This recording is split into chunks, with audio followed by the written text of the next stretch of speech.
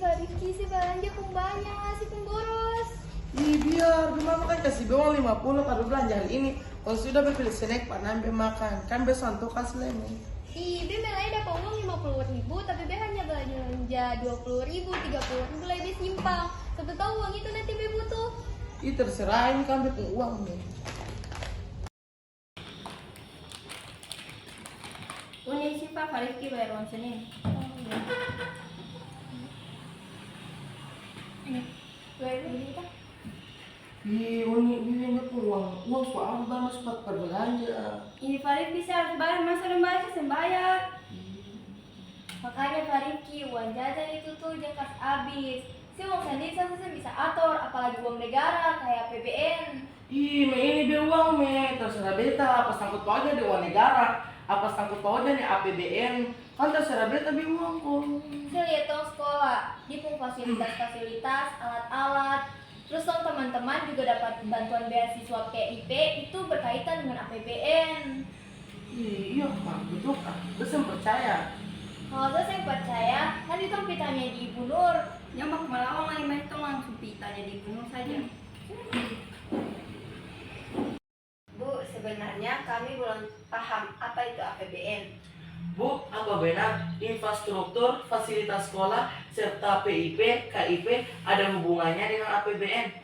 Iya, jadi begini anak-anak, anggaran pendapatan dan belanja negara atau APBN adalah rencana keuangan tahunan pemerintah negara yang disetujui oleh Dewan Perwakilan Rakyat yang tertuang pada Undang-Undang Nomor 17 Tahun 2003. Kemudian APBN itu membuat daftar yang sistematis dan terperinci mengenai rencana penerimaan dan pengeluaran negara selama 1 tahun anggaran, di mana penerimaan negara itu dapat diperoleh dari pajak, penerimaan bukan pajak, serta hibah. Sedangkan pengeluarannya itu berdasarkan belanja pemerintah pusat dan juga transfer ke daerah.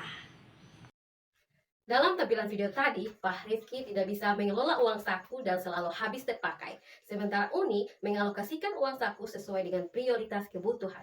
Dalam lingkup luas, suatu negara membutuhkan dana untuk pengelolaan keuangan negara. Oleh karena itu, suatu negara akan merancang anggaran pendapatan dan belanja secara terencana dan transparan. Anggaran pendapatan dan belanja negara tersebut dikenal dengan istilah APBN.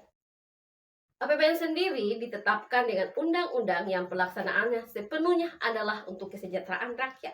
Hal itu tercantum dalam pasal 23 ayat 1 Undang-Undang Dasar 1945 yang berbunyi, Pasal 23 ayat 1, anggaran pendapatan dan belanja negara sebagai wujud dari pengelolaan keuangan negara ditetapkan setiap tahun dengan undang-undang dan dilaksanakan secara terbuka dan bertanggung jawab untuk sebesar-besarnya kemakmuran rakyat. Lalu, apa yang terjadi jika keuangan negara tidak dikelola dengan baik? Apabila keuangannya tidak dikelola dengan baik, produktivitas ini pasti menurun. Itu karena program tersebut bisa saja kekurangan asupan finansial. Ketika kondisi itu terjadi, produktivitas ekonomi yang coba diusahakan justru tidak akan didapat.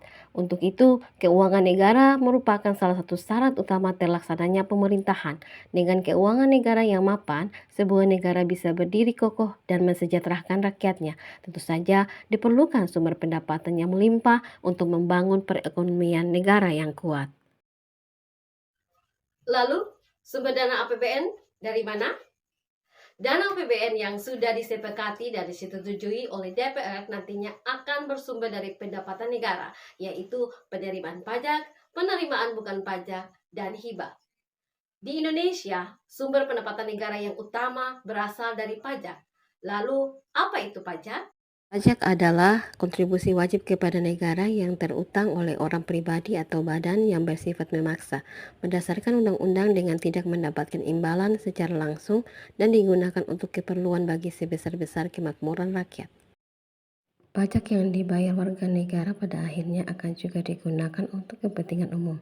Selain pembangunan infrastruktur, pajak juga akan mendanai berbagai aspek seperti dukungan pendidikan, baik di sekolah negeri maupun swasta. Lalu, apa peran pajak dalam APBN? Pada hakikatnya, pajak merupakan hal yang tidak bisa dipisahkan dari APBN. Pasalnya, pajak merupakan salah satu komponen APBN. Adanya APBN membuat pemerintah memiliki gambaran apa saja yang akan diterima sebagai pendapatan dan pengeluaran yang akan dilakukan selama 1 tahun anggaran.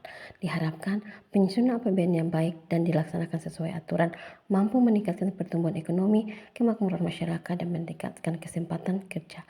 Adapun fungsi APBN antara lain fungsi otorisasi, fungsi perencanaan, fungsi pengawasan, fungsi alokasi, fungsi distribusi, dan fungsi stabilisasi.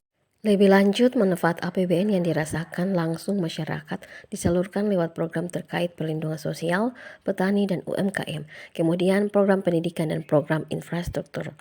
Untuk program berkaitan dengan pendidikan, terdiri dari program Indonesia Pintar atau PIP, program KIP Kuliah, bantuan operasional sekolah, dan bantuan operasional perguruan tinggi negeri. Melati berasal dari keluarga prasejahtera. Ia hidup bersama ibu dan adiknya. Ayahnya sudah meninggal sejak ia berusia 5 tahun dan ibunya bekerja sebagai petani. Melati merupakan salah satu siswa berprestasi di sekolahnya. Setelah menyelesaikan sekolah menengah atas pada tahun 2018, Melati ingin melanjutkan ke perguruan tinggi. Dengan adanya beasiswa bidik misi, Melati bisa mengenyam bangku kuliah tanpa harus mengeluarkan biaya. Akhirnya, Melati bisa menggapai cita-citanya menjadi sarjana pendidikan pada Universitas Hairul Ternate Maluku Utara tahun 2022. Ia bersyukur pemerintah membantu mewujudkan impiannya. Demikian penjelasan singkat tentang apa itu APBN, fungsi APBN, dan manfaat APBN. Wassalamualaikum warahmatullahi wabarakatuh.